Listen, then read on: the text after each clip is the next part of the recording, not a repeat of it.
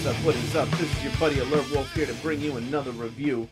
This time, it is going to be of Transformers Prime Beast Hunters, episodes 1 through 4. This is my catch-up video, folks.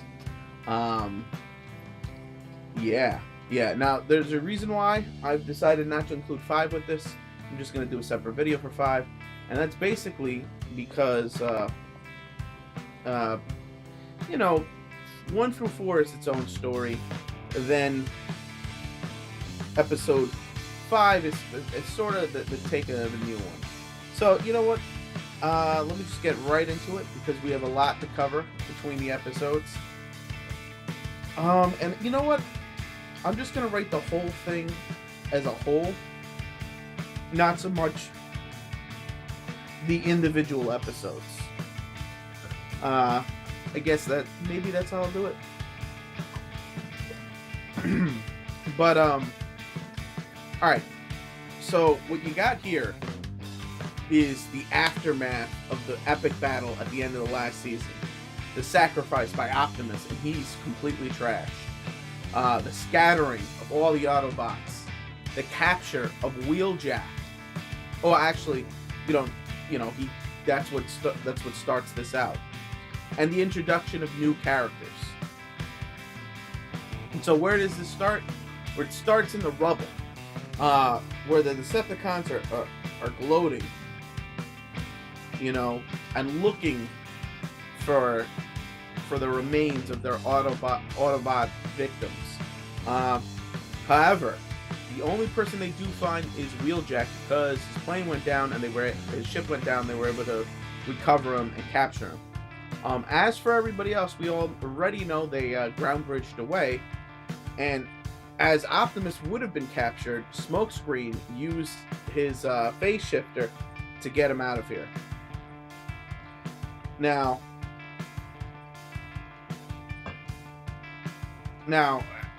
one of the things they do recover, the Decepticons, is this forge of Solus Prime.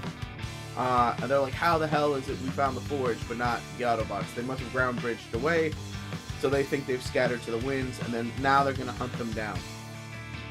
At the same time, Megatron decides to send out Knockdown and some of his Decepticons to go after, to go back to where to go back to the Omega Lock area. Remember, all the artifacts were there when it was destroyed, so it's possible some of them could survive, and that could tip the balance. So Megatron sends his team out there, and that will pay off later on in the episode. Hell, it's the reason why the arc is called what it is. But anyway, we get just a recap of where everybody and their is, or at least where everybody and their human counterparts are. Basically, Bumblebee and his partner, they are, Bumblebee is sporting the new color. They elude capture because they don't match up. And I will say this: I understand why they changed the colors of Autobots on TV shows or Decepticons, and it's to sell more toys. Honestly, it's so that you'd buy that different color variant of that toy. And sometimes the different color variant is cool, and you end up buying it, and it does work. So I understand why they do it, and in this case, Bumblebee looks badass in black and yellow as opposed to yellow and black. He just looks better. He just looks more badass. I dig it. Enough said.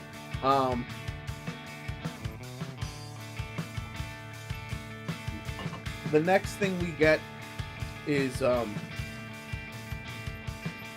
basically we find out that Smokescreen again rescued Optimus Prime, brought him down to a cave where they can't be scanned, and is trying to nurse him back to health. Optimus is in pretty bad shape. He's knocking on death's door. You know what I mean? And he's the hero for this first episode. So then Jack ends up you know, texting his mom, and we find out his mom and Agent Fowler are together, and Megatron reached out to Agent Fowler, and we did watch him annihilate some human troops using the cannons. He's like, dude, do that again and I'll destroy Washington, but we don't have to be enemies because I really have nothing against you guys. And he's like, all right. And Jack's mom's worried about him and all this, so he sends out a text to his mom to let him know he's all right. This was a big mistake. However, because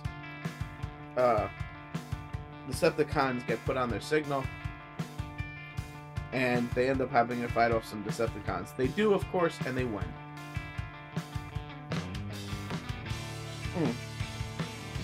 And they also decide to torture Wheeljack for some information. That doesn't really work. And at this point, this is the end of the episode, and basically, Knockdown comes back. It says he found something or someone more important, and enter Shockwave. Yeah.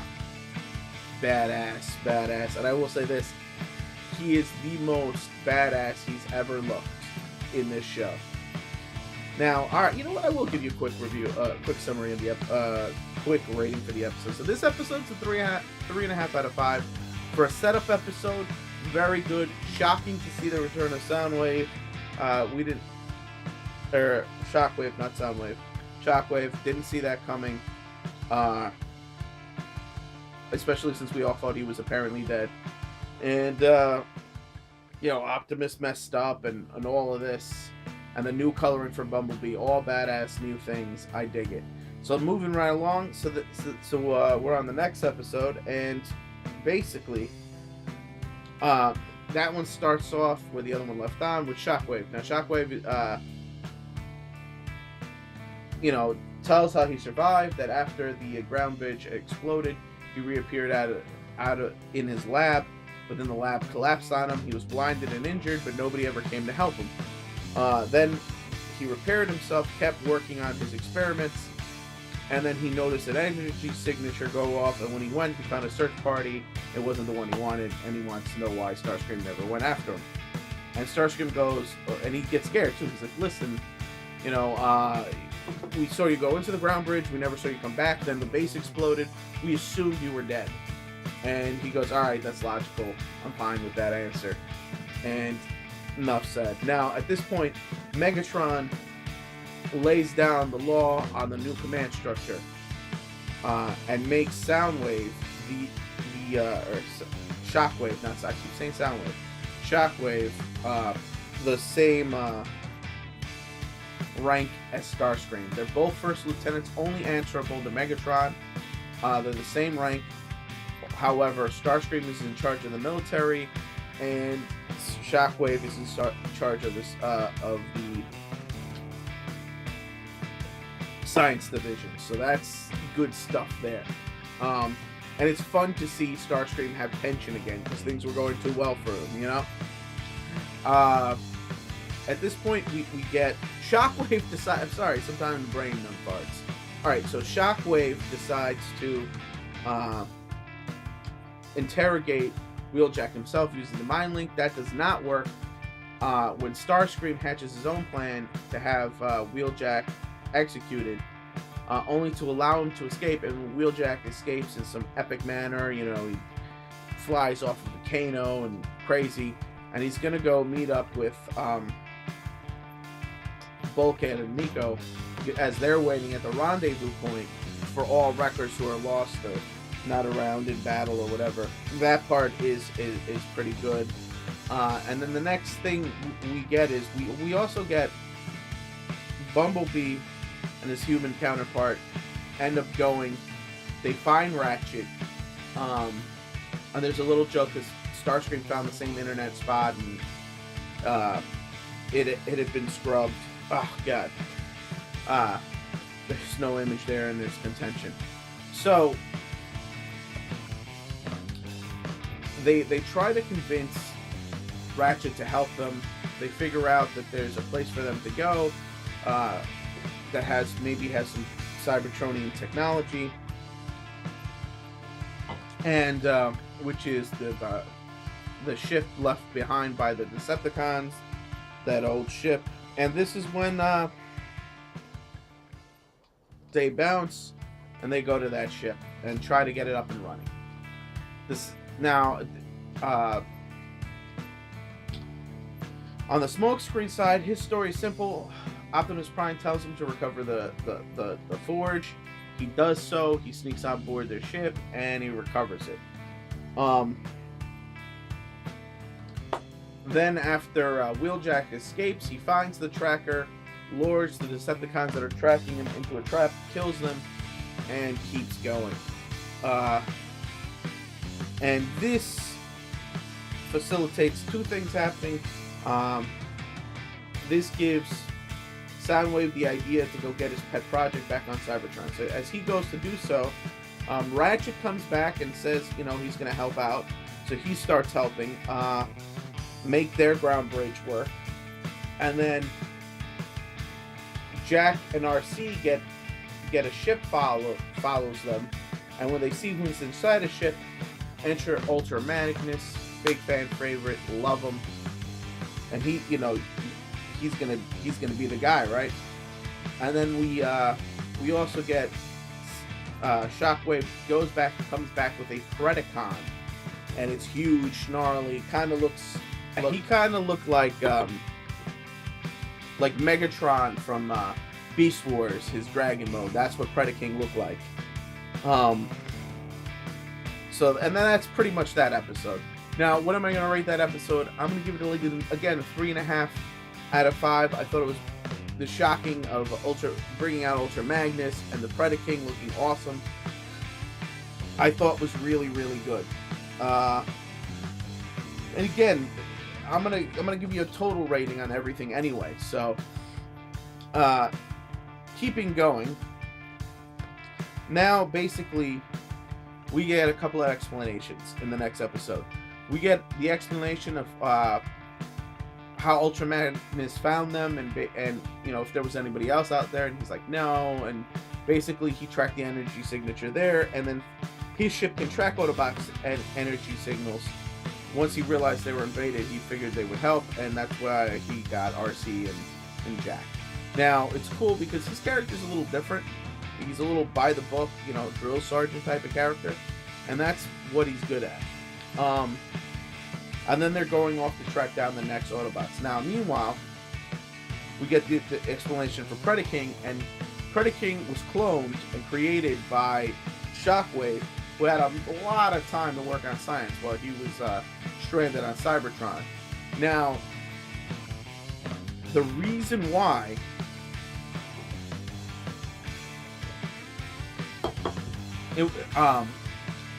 that's the reason why it was so powerful, and he's done his works again. Now, he ends up getting a little bit of his blood, Wheeljack's blood, which is, you know, Energon, and like a bloodhound, he sends the Predaking after him. Predaking goes. You know, I don't think he's been referred to as Predaking. I think we just know what his name is because of the toys. So whatever. Ultra Magnus then finds, you know, goes to go find them. But the first person to get to them isn't Ultra Magnus, but it's Predaking, Bulkhead, Miko, and Wheeljack fight him. And they're no match for this big, huge dragon. But and they're right by a Decepticon mine, Energon mine. So they fight the Predaking. Wheeljack tries to blow it up. That doesn't work. Then he lures it into the cave where he rigs up some explosions along with the Energon. All that explodes, taking the mountain down on top of him. He's like, haha, I got him. Not so much. This dude was all encompassing. Meanwhile, he gets shot by the ship that Ultra Magnus is on. They jump aboard. You could already see there's tension and strife between Wheeljack and Ultra Magnus. I guess, you know, because former commander and all that of the Wreckers. So they start having a battle with the ship, and the Predaking get into a fight. They end up escaping from the Predaking, and Predaking gets called back, and it kind of gets rubbed. Starscream rubs it in his face like, haha, your shit didn't get it done either. But now on the Optimus Prime front, Prime gets told by Smokescreen, listen, I got the Forge, we're good to go. And he's like, nah, we're not doing that. That's for the Omega Key, or the Omega Lock to repair it. It was just imperative that you got it back. I'm not worth it. Nobody, one robot is. But they're like, well, you're forgetting we need a Prime. And he's like, I'm not forgetting. I'm going to pass the Prime down, the matrix of leadership down to you. You're going to be the next Prime. And that was pretty epic right there. That was pretty epic. I had little goosebumps when that went off. And then you have Ratchet, Raphael, and Bumblebee meet up with, and they give Fowler a call and let them know where he's at. And they end up meeting up with Ultra Magnus and the rest. They all meet up. Then Fowler joins in and brings Jack's mother. Everybody's reunited. They talk about that they have to find a way to take down the tower and the guns, and then Fowler can go bomb them. And that's pretty much how the episode ends. Now, in this episode, we got to see epic fights between the Predaking and everything it fought. We got that Prime is going to die and pass on the matrix of leadership to Smokescreen. And I got chills. It felt like the old original Transformers movie, not the live actions. I'm talking motion picture, and it got me to that nostalgia point. I start watching that. I played the song "You Got to Touch," from the original theme, the original soundtrack. So there you go. That's how much it engaged me. So I'm gonna give this one a 4. I'm gonna give it a solid 4. It really hit the nostalgia notes too. So I'm gonna give it a 4. So going from where they left off, they're flying on the next episode.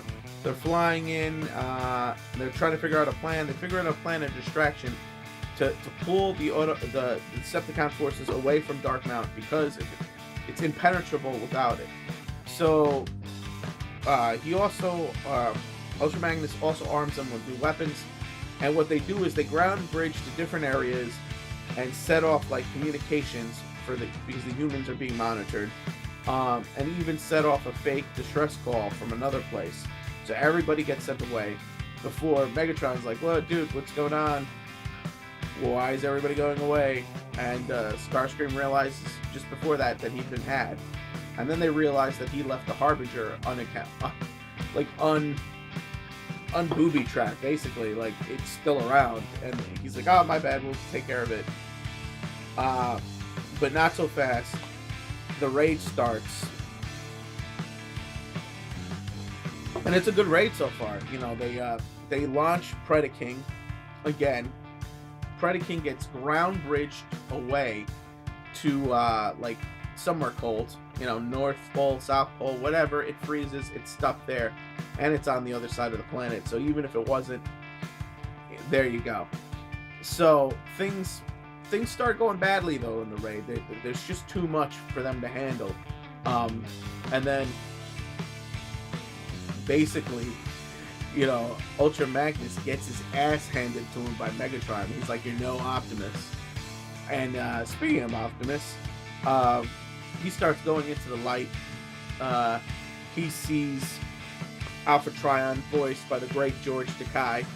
And he's like, step into the light, man. Join the Allspark. And he's like, listen, I'm not afraid to join the Allspark. I'm just worried about, the leadership role. And he's like, you know there's somebody out there that's going to be the next Prime. Like, it's all good. And he's like, come on, merge with me. And then we get, basically, after Ultra Magnus's ass kicking, he gets dragged up and he's going to get killed, basically. by Megatron when, you know, Smokescreen puts the forge in Optimus's hands. Actually, what's cool is before he does that, the chest piece opens. You know, the Matrix is ready to be passed on, and then Smokescreen puts the forge in his hands, and it starts glowing, and he starts glowing, and then the next thing we see is basically Ultra Magnus is about to be executed by Megatron when Starscream is like, something's coming this way awfully fast, and I kind of recognize that color scheme. And Ratchet, then you get a scene where Ratchet's like, the Autobot signature is flying, and the next thing you know, Starscream's like, when can he fly? And here is Optimus Prime version 2.0. This dude is on steroids. He is jacked up. He took some GH. This man went on human growth hormone or Cybertronian growth hormone or something, man. Because he is bulkier than Bulkhead. And he pulls out a Gatling gun. He's just like, nah, nah, nah, nah, nah, nah, and he's going ham on these people. And it's crazy. And it's just cool to watch, you know? And there's an air battle. This motivates everybody else. Everybody else starts fighting back. Ultra Magnus goes on the con and basically tells Fowler that Optimus is alive and well, and that's all Fowler needs to know. So he heads over there with his jets. Meanwhile, the cannon's gonna go to destroy the humans, and Optimus and Megatron have an epic air battle. And in the end, he grabs Megatron in vehicle form, chucks him. He's like, Megatron, be gone.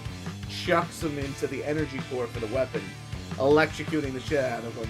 That explodes. Fowler that starts to bomb. Soundwave makes a ground bridge for Shockwave to get the hell out of there. Megatron wants to stay and fight, and Starscream's like, no, we got to get out of here. They escape to the ship and bounce. The tower goes down. They win the day. Then we get a new scene in a new base, maybe in a hangar somewhere, and Fowler's congratulating them for a job well done.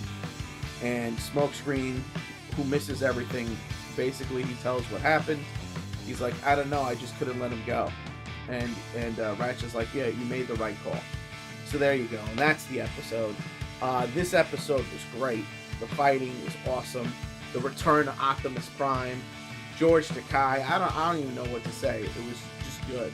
So I'm gonna give this one a 4 out of 5.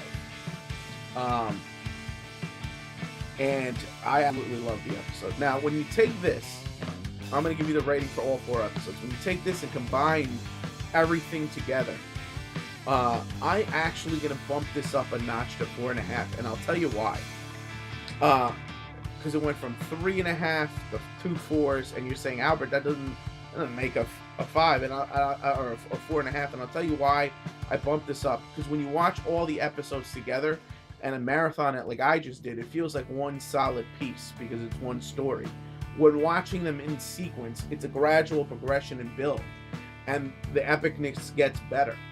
So it has a better flow to it, and you just feel very nostalgic. I mean, the ties to the original Transformers movie, I was loving every second of those episodes. You know, it made me want to rewatch the original movie, and having done that says something. So that's all I had to say about this. I don't know, this video's gotten long. So click it up if you like it, comment if you must, and please, please, please